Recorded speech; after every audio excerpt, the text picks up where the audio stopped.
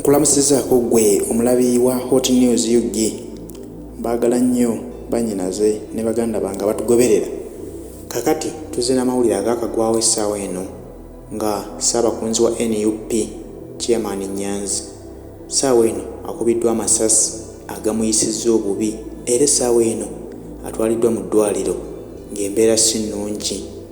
Ono babadde bagenze embalala gye bamalidde ddala ennaku eziwerako nga bakola omulimu gw'okukunga bannayuganda okwetooloola ensi yonna. Babadde bagenze embalala okukunga abantu baayo okubaagazisa change n'okubabuulira engeri y'okwebeereramu bw'obanga ddala oyagala okuggyako nakyemalira. Omulimu guno babadde bagukoze bulungi, gwali gutambudde bulungi ennaku ezisoose ebbiri nga tewali kutaataganyizibwa kwonna kwonna. Naye olunaku olwaleero babadde bagenda okweyongerayo.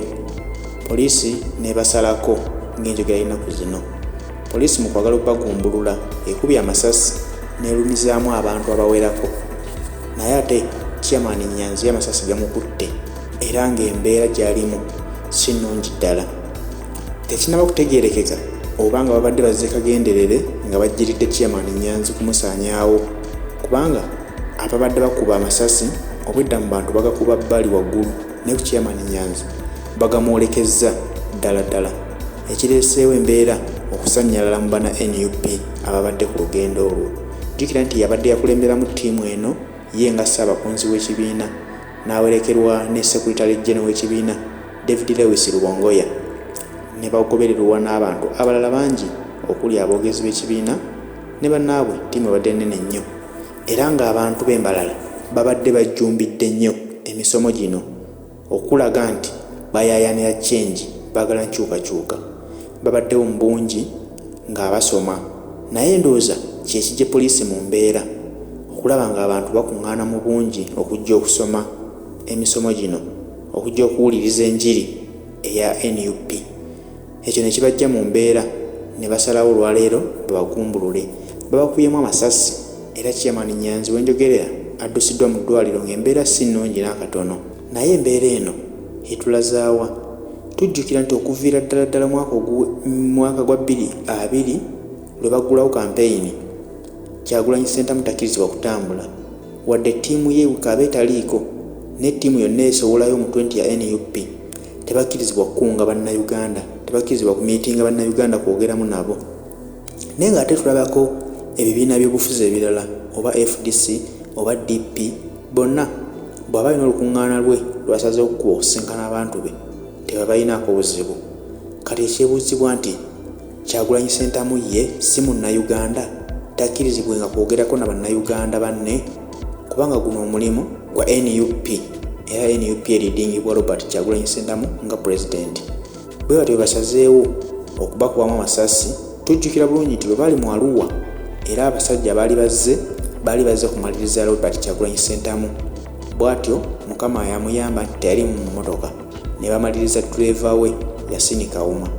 Kati olwaleero kiteeberezebwa nti bano ababadde bazze missoni yaabwe ebadde yakumalawo obulamu bwa Chairman Nyanzi, kubanga ye Ssaabakunzi w'ekibiina nti era omulimu abadde agukoze bulungi ng'atambula ebitundu eby'enjawulo ng'agenda atambuza enjiri ey'okusomesa bannayuganda mutegeere butya bwe mulina okwerwanako ne muggyako nakyemalira nga temuyye musaayi, kubanga bo balowoozanga nti NUP bakozi ba ffujjo era bagenda kukunga abantu, kugenda ku street kwekalakaasa bakuba abantu bonoone, oba si kyo nti balina abagenda obbawa emmundu bagende mu nsiko.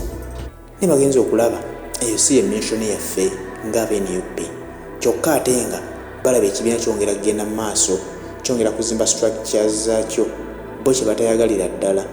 Kyova olaba nti kati balwana bwezizingirire okulaba nga babalemeseza ddala okubaako batambula okwogerako ne bannayuganda, balabe nti ekibiina kisaanawo mu ngeri eyo kibeere nga tewali akimanyi, kubanga bo balowoozanga nti NUP eri mu Buganda, naye kati bagenza okulaba eri mbalala, kyokka bannambalala bakuŋŋaanidde ddala mu bungi okujja okuwuliriza enjiri eno.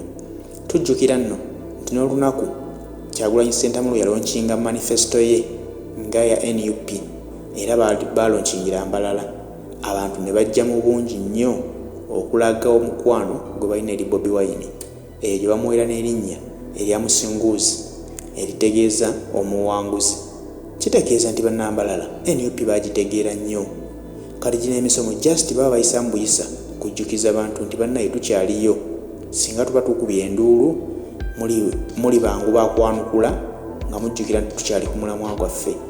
Naye bano tebabirinze, bagenza okulaba abantu bajjumbidde ne basalawo bakuba amasasi era bwe batyo ne balumizaamu chairman Nyanzi. Kiba kitegeeza kinno nti balowooza bwe bakuba chairman Nyanzi aliidinze ekintu kino baba banafuya bano bonna abalala abamutambulirako kubanga baba wansi we. Naye ebyo byonna babikola naye eggwanga libalaba. Ojja kukuba chairman Nyanzi amasasi omutte naye ate eggwanga si basiru. Abaana bakyaliyo abalina emitima era bagenda kusigala batambuza enjiri y'NUP paka lwenaatuuka ku muntu asembayo. Sawa bw'eneeba etuuse ey'okwenunula, Munnayuganda agenda kwenunula, tewali kisobola kumulemesa. Kuba tokyalina ky'oyinza mumulimba, gavumenti ya kuno kyesobola mukolera kirungi. Okuggyako ate okutoolako obutoozi ku ebyo ebibaddewo byetaakola, kati ate etoolako obutoozi erabe ng'esaanyizaawo ddala. Kale na munnange ge mawulire ago ag'ennaku agaliwo essaawa eno ge tubadde tuzze okutuusaako mukadde kano. Munnayuganda yenna ng'oyagaliza NUP ebirungi, ng'oyagaliza chairman Nyanzi, muteeke mu ssaala Mukama asobole omusuusa embeera eno gy'ayitamu olwaleero.